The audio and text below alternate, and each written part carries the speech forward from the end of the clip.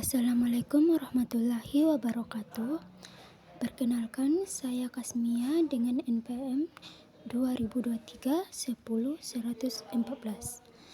Kali ini saya akan menjelaskan apa itu arus kas internasional. Baik, apa sih arus kas itu? Arus kas adalah representasi pergerakan uang tunai yang masuk dan keluar dari perusahaan dalam periode tertentu.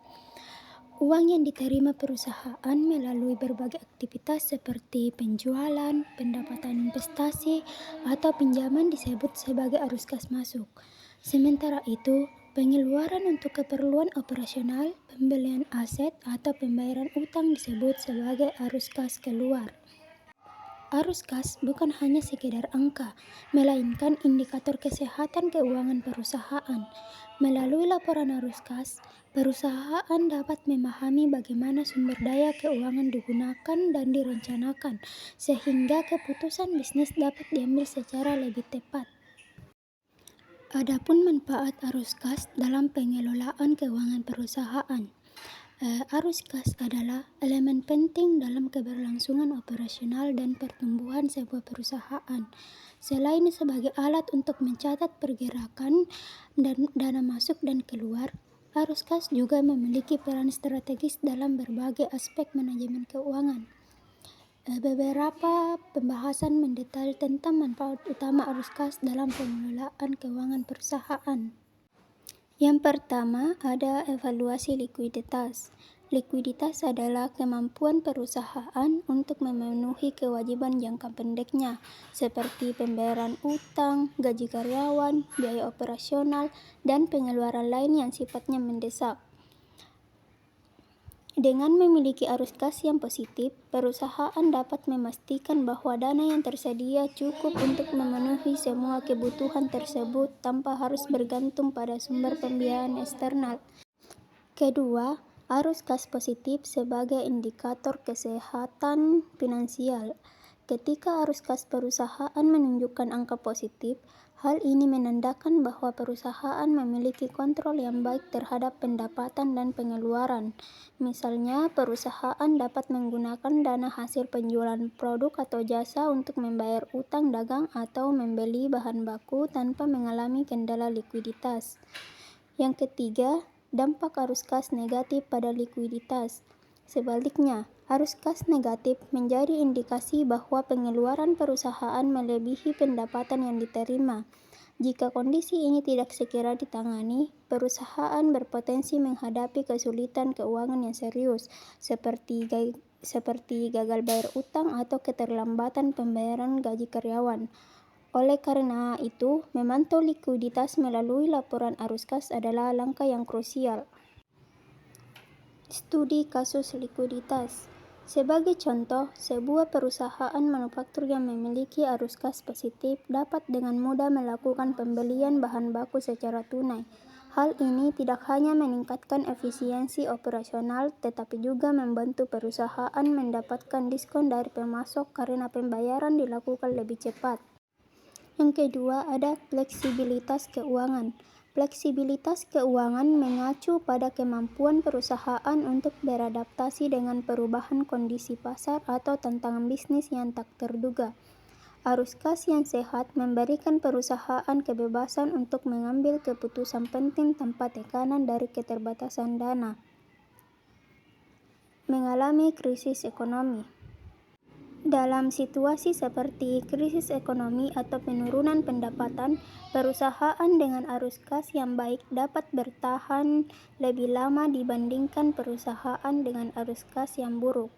Dana yang tersedia memungkinkan perusahaan untuk tetap membayar biaya operasional, menghindari pemutusan hubungan kerja atau PHK, atau bahkan mengambil langkah strategis seperti akuisisi untuk memperkuat posisi pasar.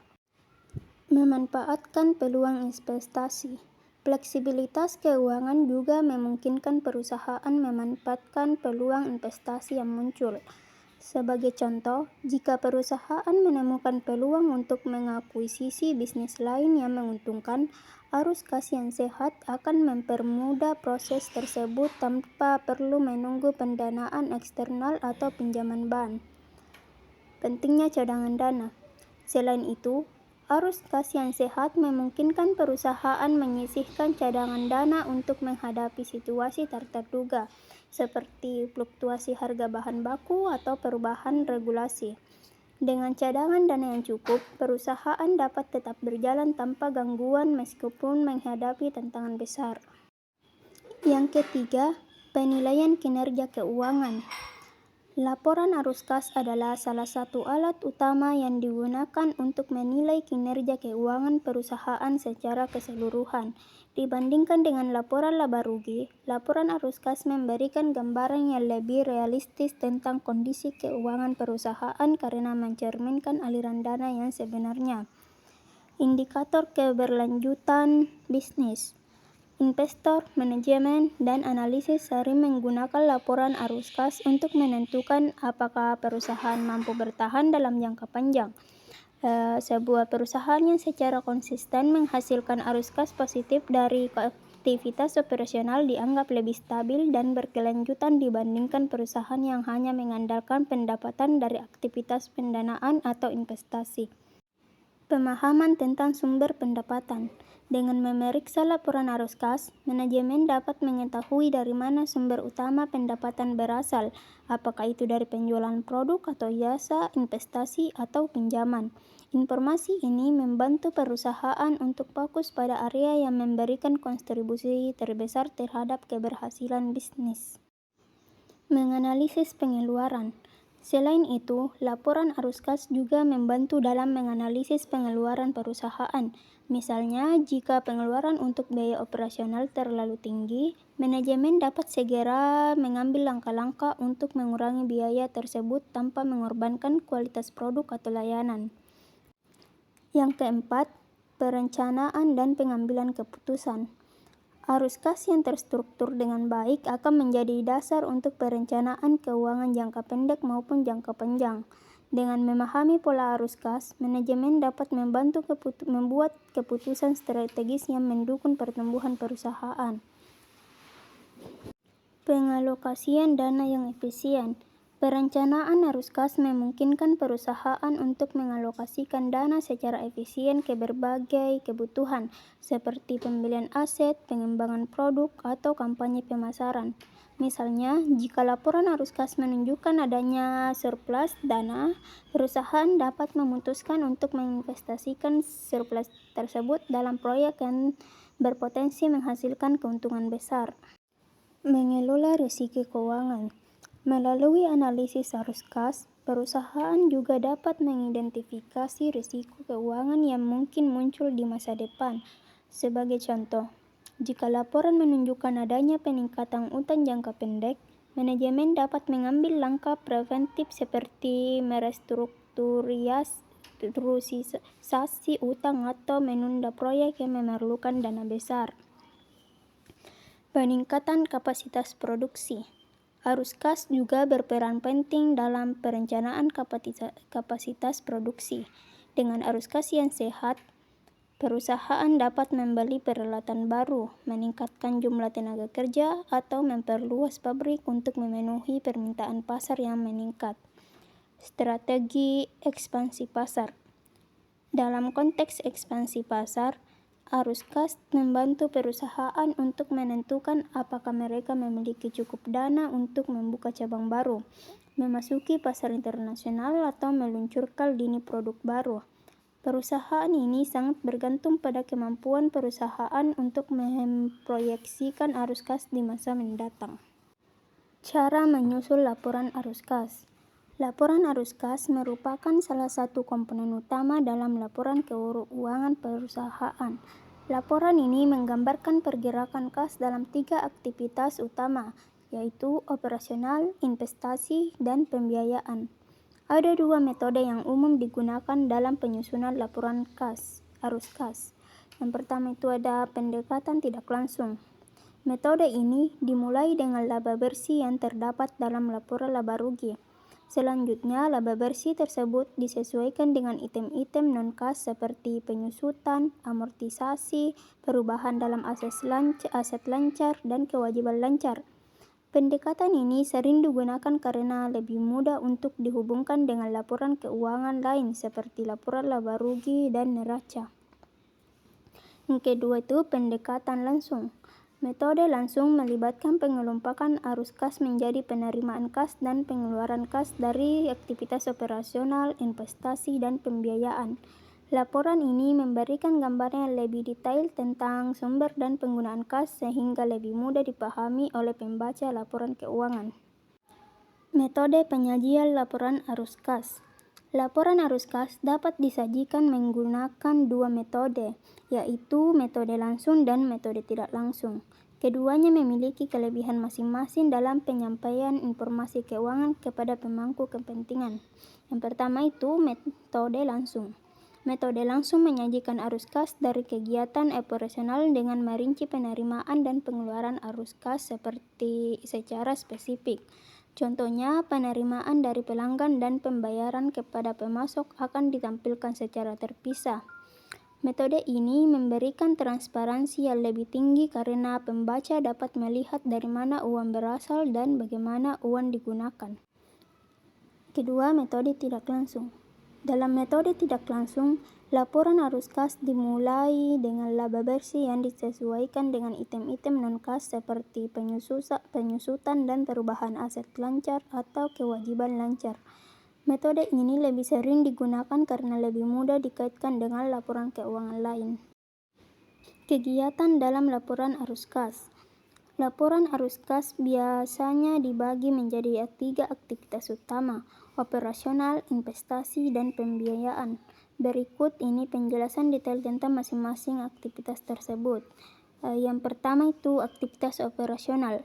Aktivitas operasional mencakup penerimaan dan pengeluaran kas yang terkait langsung dengan kegiatan inti perusahaan, seperti penjualan produk atau jasa, pembayaran kepada pemasok, dan pembayaran gaji karyawan. Arus kas dari aktivitas operasional merupakan indikator utama apakah perusahaan mampu menghasilkan kas yang cukup untuk mendanai operasinya tanpa bergantung pada sumber eksternal. Contoh arus kas operasional ada 3. Yang pertama ada penerimaan dari penjualan, kedua pembayaran piutang usaha, dan yang ketiga pembayaran gaji dan pengeluaran operasional lainnya. Aktivitas investasi. Aktivitas investasi mencakup pembelian atau penjualan aset tetap dan aset tak berwujud, serta investasi dalam bentuk lain seperti sekuritas atau proyek baru. Pengungkapan terpisah arus kas dari aktivitas investasi penting untuk memahami sejauh mana perusahaan mengalokasikan sumber daya untuk pertumbuhan masa depan. Contoh arus kas investasi ada 3. Yang pertama ada pembelian peralatan atau properti. Yang kedua penjualan aset tetap. Yang ketiga investasi dalam sekuritas atau perusahaan lain. Aktivitas pembiayaan. Aktivitas pembiayaan mencakup penerimaan atau pengeluaran kas yang mengakibatkan perubahan dalam jumlah dan komposisi modal perusahaan. Aktivitas ini melibatkan transaksi seperti penerbitan saham, pembayaran dividen, dan pembayaran pinjaman. Contohnya ada 3. Yang pertama ada penerimaan dari penerbitan saham atau obligasi. Yang kedua pelunasan pinjaman. Dan yang ketiga, pembayaran dividen kepada pemegang saham. Kenapa sih arus kas sangat penting untuk dipahami? Pemahaman yang mendatar tentang arus kas membantu perusahaan dalam mengambil keputusan yang tepat terkait strategi bisnis dan pengelolaan keuangan. Arus kas yang positif memungkinkan perusahaan untuk memenuhi kewajiban finansial, berinvestasi untuk masa depan, dan tetap kompetitif di pasar. Sebaliknya, arus kas yang negatif dapat mengindikasikan masalah keuangan yang harus segera diatasi. Arus kas adalah elemen yang sangat penting dalam mengelola keuangan perusahaan. Dengan memahami dan mengelola arus kas secara efektif, Perusahaan dapat memastikan likuiditas yang cukup, mempertahankan fleksibilitas keuangan, dan membuat keputusan strategi untuk pertumbuhan jangka panjangnya. Penyusunan laporan harus yang tepat, baik dengan metode langsung maupun tidak langsung, memberikan gambaran yang jelas tentang kesehatan keuangan perusahaan dan membantu pemangku kepentingan dalam menilai kinerja bisnis. Baik, mungkin itu saja yang bisa saya jelaskan tentang arus kas internasional. Baik, terima kasih. Wassalamualaikum warahmatullahi wabarakatuh.